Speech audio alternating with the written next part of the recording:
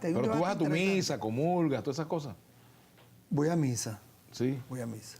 A veces. Ya te dejan entrar en las Yo siempre he iglesias. sido cristiano. Yo siempre he sido cristiano. Pero siempre te dejaron entrar en las iglesias. Sí, cómo no. Algunas no. Mire, a mí me va bien en Copé. Es un partido donde hay debate, hay diferencia. Yo creo que más bien es bien amplio en el tema democrático. Y, ahora, hay un matiz, uno nota matices en el tono de los discursos, por ejemplo, de Primera Justicia, de COPEI, de AD. Es que yo creo que el proceso democrático tiene que ser así. Si no es otra cosa, si no es el PSUV, que bueno. Y sin embargo, el PSUV tiene ahorita un debate importante en cuanto a lo que pasó con los candidatos. Y en AD, bueno, tú puedes tener diferencias. Nosotros apoyamos a Diana en el Hatillo. En el Hatillo. Y algunos nos dicen, ¿por qué ustedes hicieron eso? ¿Cómo se les ocurre? Y yo le digo, ¿ni por qué no? O sea, tú tienes derecho a apoyar a otro, pero nosotros apoyamos a Diana. Entonces, ese tipo de cosas. Y en el debate político nosotros decimos que la constituyente que están proponiendo es un error y la está proponiendo la misma oposición.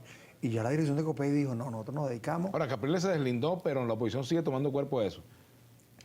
Es que pero antes de Capriles había un grupo planteando. Lo que pasa es que pareciera que es un tema de momento, ¿no? Sí. Para la oposición, ¿no? Entonces ahora la retoma Nicolás Maduro. Entonces, un momento, ¿qué es eso? No, ya nosotros fijamos posición. La constituyente para nosotros no es el camino. ¿Cómo ves tú el año que viene? ¿Tú crees que el año que viene vamos a tener constituyente aquí? No, no creo que tengamos constituyente. Lo veo muy bien, muy movido en la calle. El gobierno tiene capacidad económica para resolver. La evaluación en algún momento tiene que venir y eso incide sobre bueno, tu bolsillo, mi bolsillo, el de los camarógrafos. Aquí nadie se escapa del problema del azúcar, la leche, el papel toalé, etcétera, etcétera. O sea, ese problema de una inflación que a este mes está llegando anualizada. Cuando digo anualizada es de agosto a agosto, está llegando casi al 50 y pico %. O sea, nadie se escapa de eso. Entonces, el año que viene no van a poder resolver, porque con el gasto público, o sea, con gasto que genera el gobierno, o sea, no les permite ni con el precio que tiene el petróleo resolver los problemas económicos. Y este es un gobierno que comenzó, tú recordarás que lo primero que hizo en el 2000 Chávez fue pedir una habilitante, ¿te acuerdas de eso? Tú estabas ahí. Y eran 5.000 millones de deudas para ese momento. Pero ya el gobierno de 5.000 millones, que fue la primera deuda que solicitó, la ha llevado a cifras 10 veces más, 40 veces más. Es un gobierno que se endeuda, que no tiene capacidad de pago, que no controla la inflación. ¿Cuál es el futuro para lo que tiene que ver por lo menos con contrataciones colectivas? Ahora, ¿tú no le ves margen de juego al gobierno? ¿No tiene ningún margen de juego? Sí tiene margen de juego, porque si entra le entra mucho dinero. Yo diferencio, como yo soy profesor de educación física, me diferencio con los economistas que dicen, no, que esto está en las últimas, que aquí no, esto está acabado. Le digo, no, es un gobierno que le entra una fortuna todos los días. Lo que pasa es que la administra mal, pues, la malgasta. Si este gobierno administrara de otra manera, o sea, otro sería el cantar. Pero ¿Cómo ha así, administrado pues. Capriles su capital político? Yo creo que bien. Hay diferencias allí. Hay quienes creen que debimos salir alzados en armas a la calle. Hay quienes creen que hay que seguir el proceso electoral. Y hay otros que, bueno, que no, que sencillamente dejan la cosa pasar. ¿Qué cree Carlos Melo? Yo creo que Carlos Melo, que hay que jugar como los peloteros, ¿vale? Con las dos manos. Tú tienes que agarrar, ir a los procesos electorales. Y además, yo he estado en todos los procesos electorales, he sido coherente con eso. No fui a la abstención. Pero debes ir a los reclamos justos de la protesta. Pues yo creo en la protesta. O sea, tú y yo creemos en la protesta, ¿no? A menos que tú hayas cambiado eso. Estoy seguro que tú crees. El derecho al reclamo. Claro, o sea, el derecho patalear es el derecho esencial de la democracia. Y en algunos momentos, a lo mejor, la oposición se ha dedicado mucho al tema electoral. Y además, porque esto lo impone la dinámica. Tenemos casi 6 elecciones en menos de 2 años. Que si las primarias, las recontraprimarias, las de gobernadores, las otras. Las presidenciales. Las 2 presidenciales. Entonces, nos hemos dedicado mucho a eso. Creo que debe haber un proceso mayor de presión en la calle.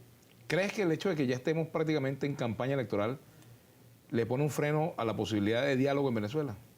No, ¿Lo posterga?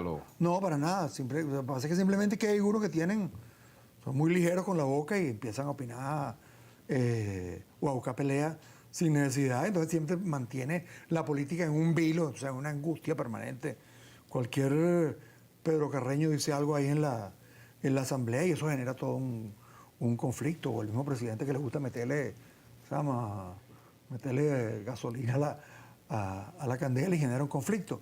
Pero no, yo creo que las posibilidades de conversar, porque tienen que tener que conversar, porque ¿cómo hacemos con los presos políticos? ¿Van a seguir los presos políticos en esas condiciones en las cuales están? No solamente Iván Simonovic, o sea, Iván inmediatamente tiene que dar una medida humanitaria, pero tienes el resto de los presos políticos. Ese no fue el trato que le dio la democracia a los que actualmente gobiernan, que estuvieron 2 años presos, e inmediatamente se aprobó una ley de amnistía, no fue amnistía.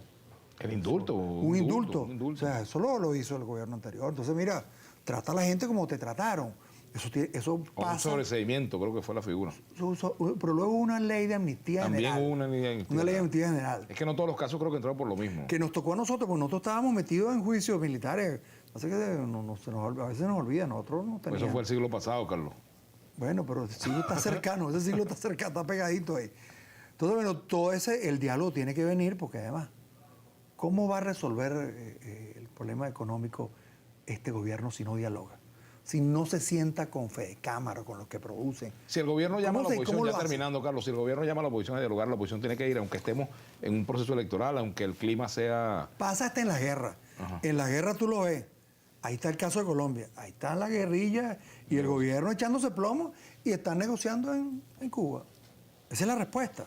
En el medio de esto, la oposición tiene que ir a conversar, que no es lo que dicen algunos compañeros en la oposición. No, ustedes van a negociar. No, a conversar, a dialogar, a ponernos de acuerdo cómo resolvemos las cosas.